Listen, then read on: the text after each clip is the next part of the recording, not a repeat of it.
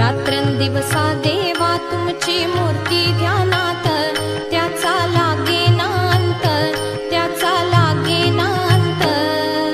स्वप्नात आले माझ्या गुरुदेव दत्त, स्वप्नात आले माझ्या गुरुदेव दत्त.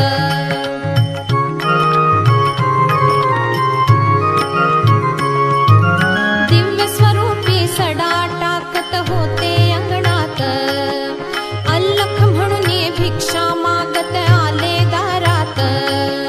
दिव्य स्वरूपी सडा टाकत होते